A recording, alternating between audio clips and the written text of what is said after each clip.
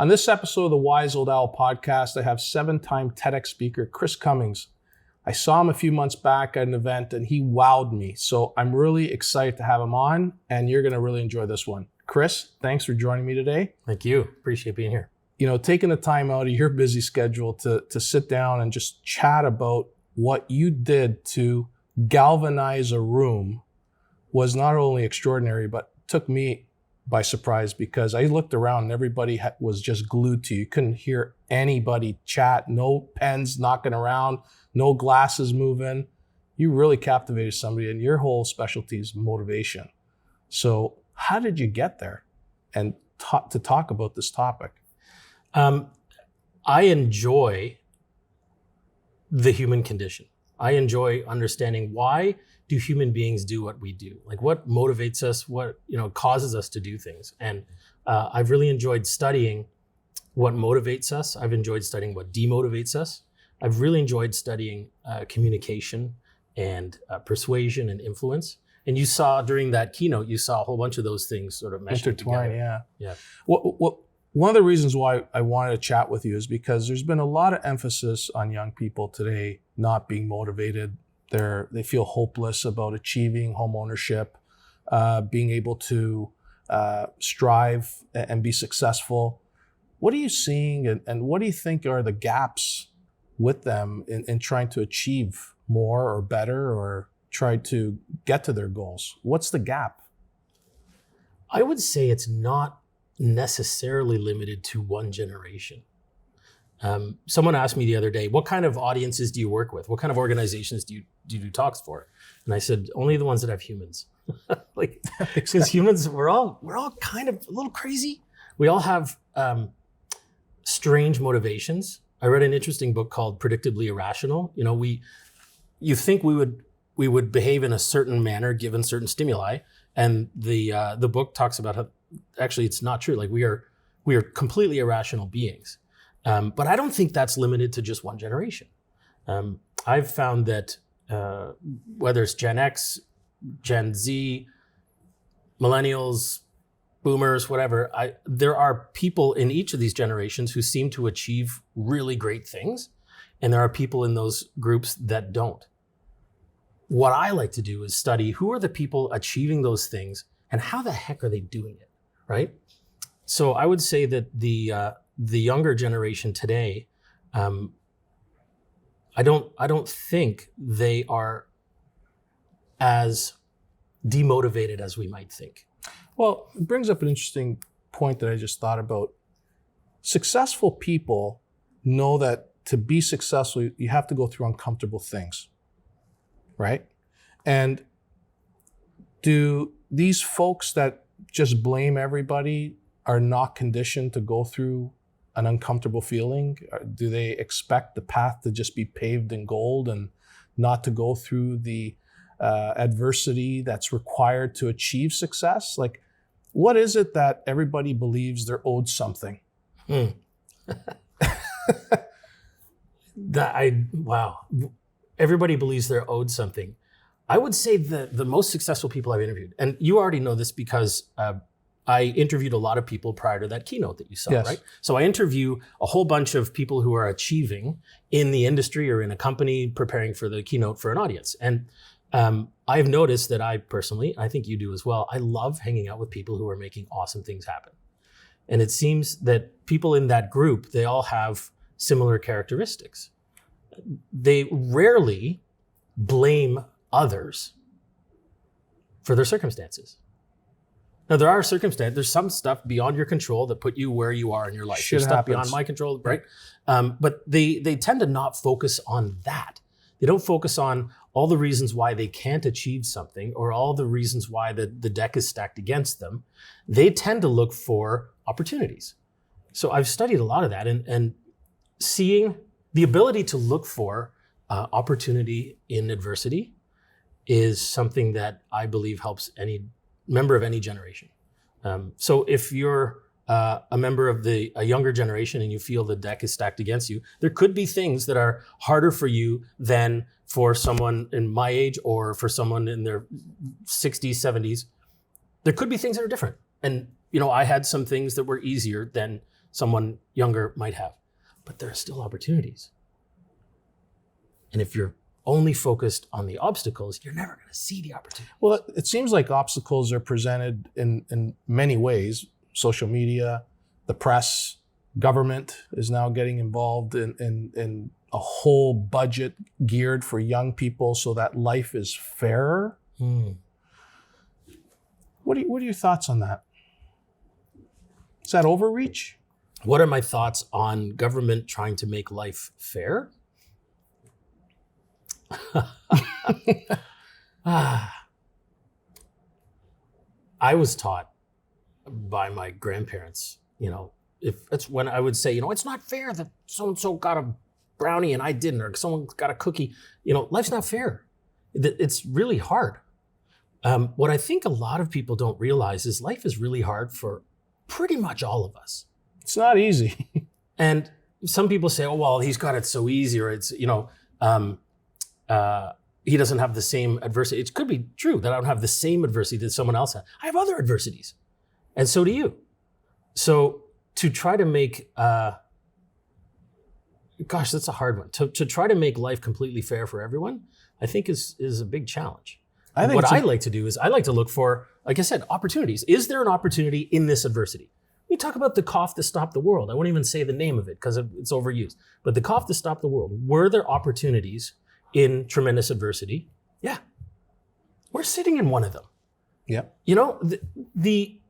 The entrepreneurs or the entrepreneur-minded employees are the people that look at an opportunity and think, where's a human need that is not being met, that could be met, that maybe I could help with, And I don't believe that's limited to generations. I don't think we necessarily need government intervention to have a shifted mindset to think, okay, all right, so there is opportunity. I don't see it, and I don't believe there's opportunity in this adversity, so I guess there isn't any.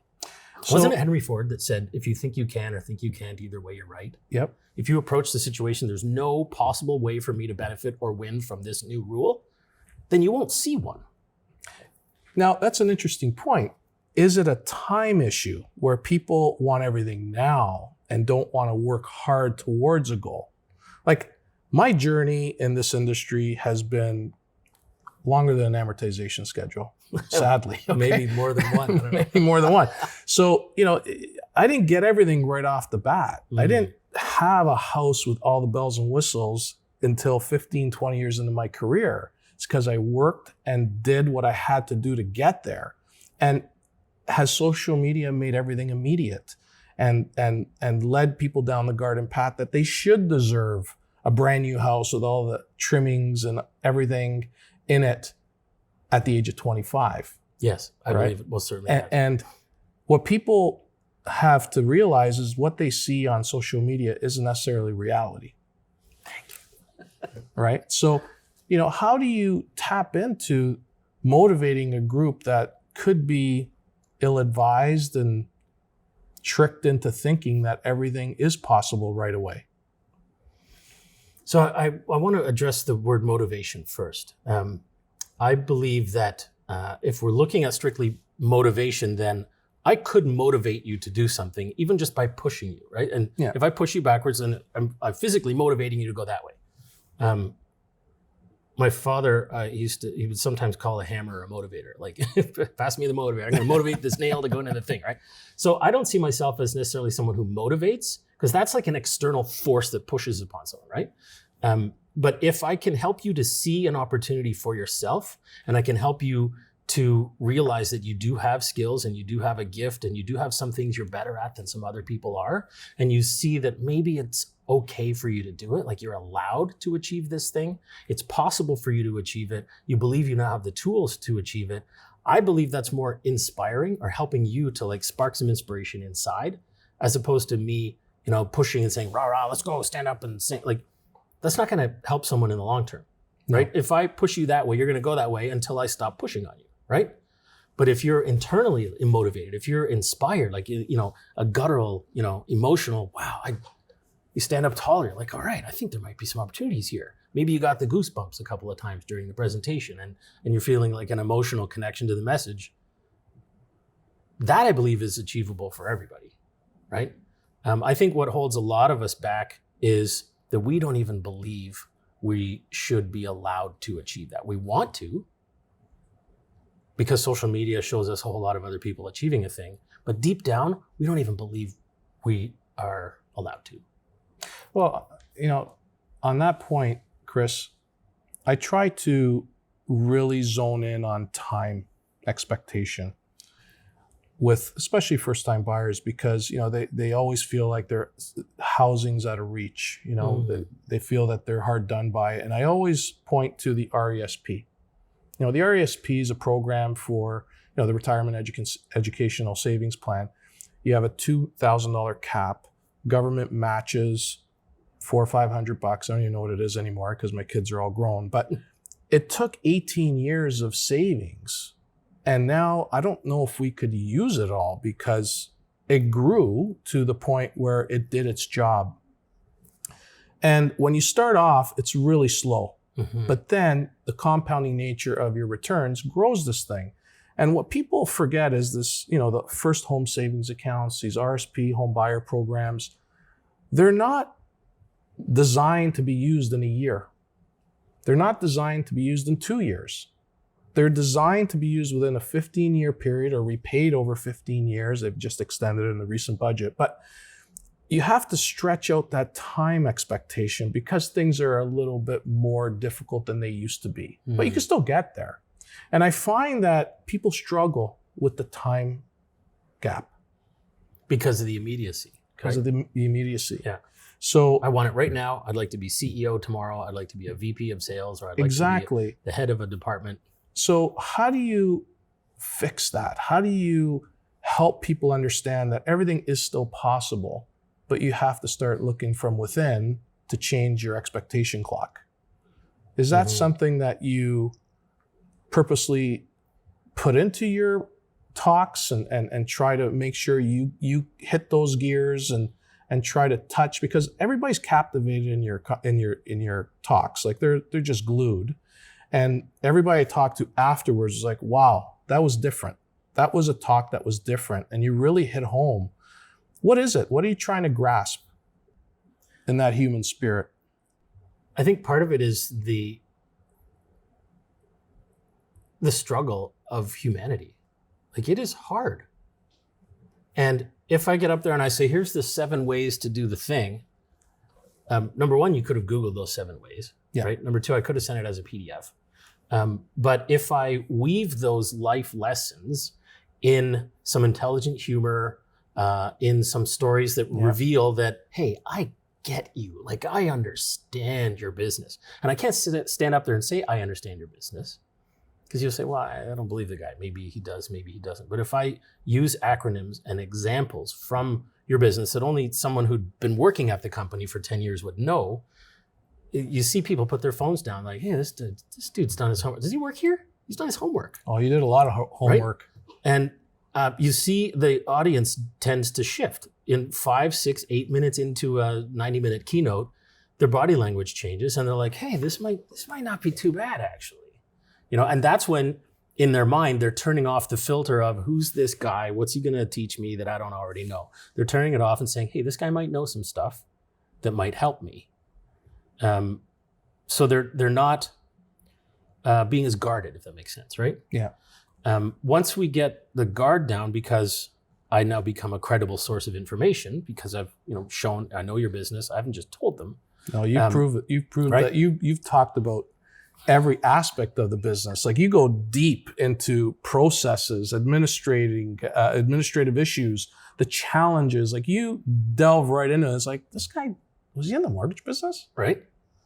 Pretty impressive. Almost consistently after keynotes, people line up and they say, so how long have you been working in the industry? I did one for, what do you call it? 1 million gallon per day sewage pump company. And the guy's like, how long you been in municipal sewage? And I'm like, I did my homework. And the VP sales, the guy did his homework. He interviewed a bunch of people and some customers and some other things, right? But here's what I noticed. And I think we're getting to answer your question here. It doesn't really matter what industry. It doesn't matter which part of the country, which part of North America, South America, like Canada, US, it doesn't matter. All of these humans have similar struggles. And a lot of people, I think more today than ever, feel like life's not fair for me because I'm having a super tough go and everyone else around me is having it easier. The reason, in my opinion, that that's happening is because social media is presenting us with everyone's incredible success stories, or in the hospitality world, we call it front of house, right? You go to the front of house in a hotel, good evening. So, they have special gizmos to pump a certain smell into the hotel when you walk in, right? They don't have that same gizmo at the loading dock beside the garbage bins. No. So you and I have full access, if we use the front of house, back of house analogy, you and I in our brains, we have full access to the front of house. Here's how everyone gets to see me. I've got my suit on. I've got my little new watch band here for you. This is my front of house. What you don't get to see in me is the fear I had on the way here, or the self-doubt that I had thinking, what am I going to talk to Vincent about? You didn't see that. You won't hear me share that with you. That's the back of house stuff. That's right. That's the dumpster that's overflowing with cardboard that hasn't been picked up in 4 days. That's the restroom that's got the towels soaking wet on the floor, right? Customers don't see that. Social media audiences don't see that. It's all edited. Right? So as a consumer, you and I, we know it's hard being me. It's a mess. There's all kinds of messes in my life. Things are challenging. We only see everyone else's perfection. And Vincent, we want that, man. Everybody wants that. I want that. I want that 2,000 square foot condo. I want it now, right? I want these things that these people are showing. But if you peel back the onion, I won't use any names, but I have had amazing conversations with people in many different industries. Some people who are, you look at them and you're like, this person is just achieving greatness. And we reach out and, hey man, I haven't talked to you in a while. I'd love to, I noticed on social media, you're posting things from, the Taj Mahal and you're traveling all over.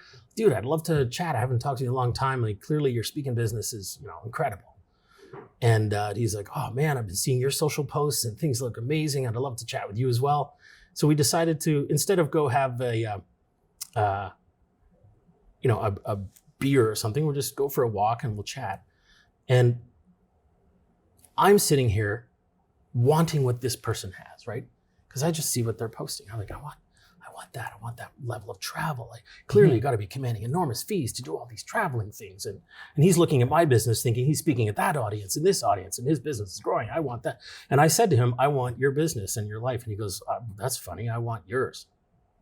The two of us, we laugh. Everybody just wants somebody else's life because they're not happy with theirs. And we don't know the back of house stuff. Yeah. We only know the front, right?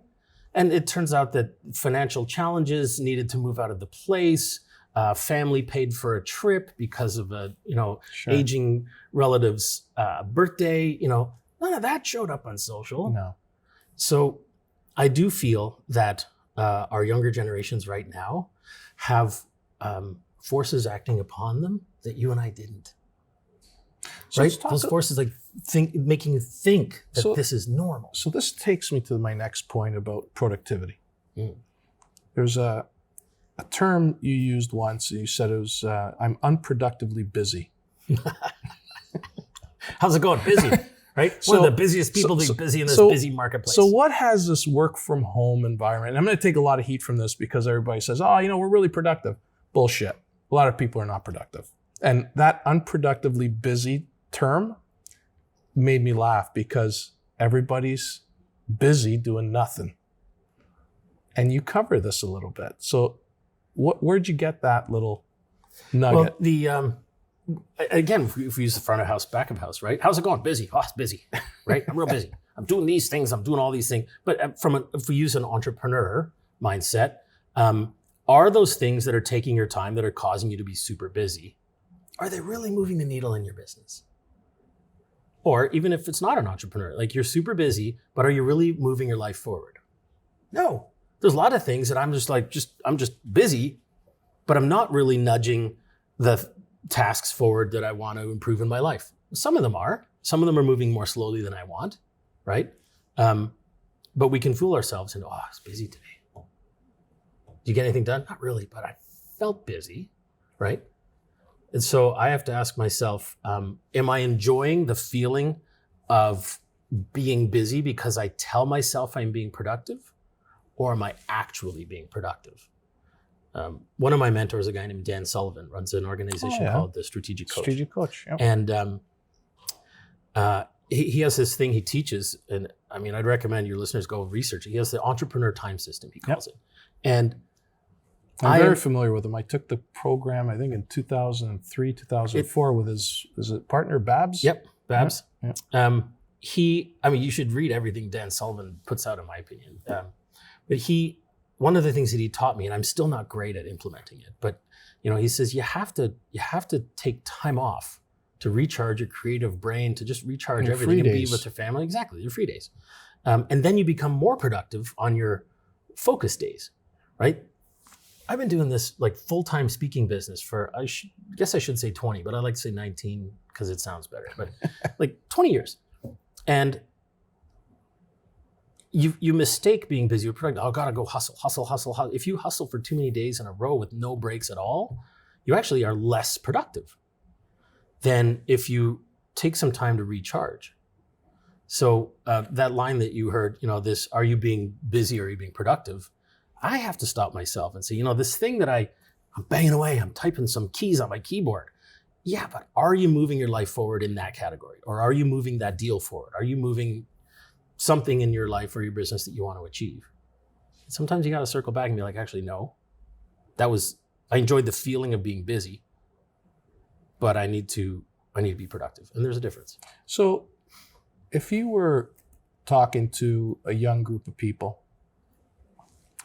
and you wanted them to achieve success, what are 3 things that you would focus on in trying to get them to elevate their effort to the next stage? 3 things that I would tell a young audience or a young person? A young audience. Oh, gosh. Maybe in no particular order, but the first one that comes to mind is find mentors. Find people who have achieved that which you want to achieve and emulate them. Because a line that a guy named Jim Rohn used frequently in his career, he's passed now, R-O-H-N if you want to look him up. I'm trying to remember what his exact quotation was. No. But he talks about mentorship, success leaves clues. That's what it was, right? Find other people who've achieved success and maybe they drop some clues. Even if they don't sit down and teach you, here's how I did it, just read their biography, study them. Chris, it's really interesting about the first tip here, because when you ask somebody to be a mentor, they take it very seriously, right? Like they feel that, oh my God, I have a responsibility now to share my successes. And I do believe I have a mentor, our Trojan, who I love dearly. Actually, he christened my eldest. And, a very successful person in the space, but he took that so seriously and always gave me his time. Call me anytime. You ever want to chat? You ever got an issue? Just call me. And I think that's a very, very vital tip right there. Well, and there are 2 types of mentorship relationships, right? Jim Rohn, I never got to meet personally. I would still call him a mentor of mine because so much of his wisdom has impacted my life and my career. So I can consume his learnings, his trainings from videos and books, and he's written a ton, right? I had the good fortune of meeting and sitting down with Brian Tracy several times. I'd call him a mentor. I've also studied loads of his programs, right? Jeffrey Gitomer I worked closely with, and I've read all of his books as well. The Little Red Book. The Little Red Book of Selling, the Sales Bible, the Platinum Book of Cha-Ching, the Black Book of Connections, the Green Book of Getting Your Way, the Yellow Book of Yes Attitude, and a dozen more, right? So some of those relationships, Jeffrey Gitomer, that's a personal relationship. We text one another. I very much value the relationship I have with this man. Jim Rohn, I never had a personal relationship. I'd still call him a mentor, right? So if success leaves clues, then let's find people who've achieved that which you want to achieve and either learn from what they've produced into the world so far, or if you can, build some kind of relationship. What's that adage? When the student is ready, the teacher appears. But in reality, the teacher is always there. They're just waiting for you to ask, right?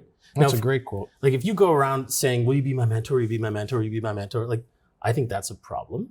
I think you need to have some kind of relationship with the person because it takes a lot out of them, right? those people whom I do mentor, they're the action takers. When I say go do this thing, they go do it. And they report back like, I did it, what's next? And then I want to give them some more direction. But the people that say, what should I do? And I say, go do this. Well, and then they don't do it. I remember the first time I sat down with you, you said, from all my years of doing this, the busiest people always have the time to call me back the quickest. Yes. It's so funny. Right? When you're doing your interviews and stuff, you got your list. Right. And I don't think that's by coincidence. And doing this for 20 years and interviewing a lot of people before every single keynote, this trend it continues, right? The top earners in the company, and let's use sales as as a metric, right? The top salespeople. If I were to interview top salespeople, middle salespeople, and low performing salespeople, and I'd say, hey, give me a list of those folks, I want to talk to some of them. The top ones always call back first and always book their meeting right away and always have 15, 20 minutes to chat. The middle ones will often book it and usually have to move it. And the bottom ones, I'm so busy. Busy doing nothing. I don't know, but they might be, but in their mind, in their defense, they might feel very strongly that they're really busy and they don't have the time for this. I've noticed that when I make time, when I make time to speak with you, you really interest me intellectually, your ethics, your view of the world, your intellect, your knowledge of the financial services industry in Canada, your connections to other fascinating people, all those I find very intellectually attractive, right? So if you said, hey, Chris, I got this thing, let's sit down and, do a podcast interview. I had to move some things to make this happen, but I'm making it happen because I want It's appreciated. Right? I wanted to do this. Yeah. And I've noticed that when you have those conversations with people who are achieving great things in their life, they will make time for those as well. They're like, you know what? There's value in this. Let's go have a chat. Not everyone thinks there's an opportunity in meeting a new person or deepening a relationship, but I think that's a big number one. And the other two? Well, the second one, I suppose, is related to the first. When I said, find people who've achieved that which you want to achieve and then emulate them. So I guess the second one, if we're doing reverse order, is figure out what you want to achieve. Like, what do you want to do? I used to be in executive search. I would find surgical, medical, and biotech salespeople for surgical, medical, and biotech companies. Prior to that, I was selling surgical equipment to about half the hospitals in the province of Ontario. And if you ask someone, what are you looking for? I just need a job. That's really challenging to place that person, because we would be charging between 25 and 33% of reasonable first year compensation to find that person. So the company that's hiring the person, we would charge them roughly a quarter of their first year earnings. Doesn't cost candidate anything, right? Costs the employer. But the employer would pay 25 to 33% of a first year salary to go find the talent for that role. And if I'm talking to someone, I say, what do you want to do? Anything.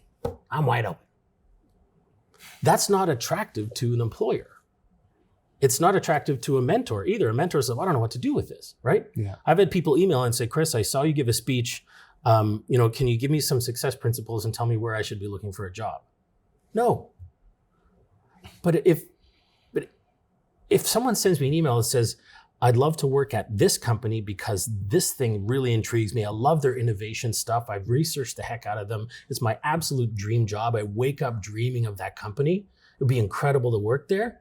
And I look at my list of contacts and I notice that someone I really respect highly works there. I could probably make an introduction for them. But someone has to really want to do it, right? They got to define it. Yeah. So you find mentors, but also figure out what you want to achieve, which is hard. I mean, at 20, I didn't have a clue. 25, I don't think I really knew either. Takes a while. What is that line? Some of the most interesting 40-year-olds I know still don't. Probably 50-year-olds too. Yeah. And the third? What's the third thing I would tell a young person? Let me think about this. We've got the mentorship piece down. Read. Read. Learn. Like, and if it's not reading words on a page, then listen to them in Audible. If it's not listening to them in Audible, then watch them on a YouTube screen. The piece of advice that I received loud and clear in my 20s was the most successful people have the biggest libraries. And when I go to their houses, they often have a room, like a home office, but dedicated just full of books. Mm-hmm. And I find that the oldest texts are some of the most incredible. You look at The Richest Man in Babylon, written in the 1800s, or Think and Grow Rich, Napoleon Hill in the early 1900s. A lot of the current self-development texts are actually based upon a lot of those. But I also like learning, really contemporary. Like, what's something that someone achieved 2 years ago and they've written about it? I want to learn that. So yeah, I would say, when I said the word read, I suppose it is learn. Some people finish high school and say, well, that's it for reading books. You got to keep on learning. Like I always believe, if you're not learning, you're dying. So you better start grasping at what's new, what's evolving, and what trends are out there to be on top of it. I think it's only prudent to do that. I want to wrap this up with one final question, and that is, we touched upon this at the beginning of the episode, but has the government overstepped and created a cop-out for young people when they say we want to try to make life fairer? I think so, because I think life is what you make it. It's up to you, right? If it is, the phrase I live by is, if it is to be, it's up to me. And if I'm pointing, it's not my fault, it's their fault, it's their fault, and it's their fault, and if I'm looking for areas to blame for things that I'm not achieving in my life, there's a concept of internal locus of control and external locus of control. Like, is life happening to you, or is life happening for you? So your perspective matters, right?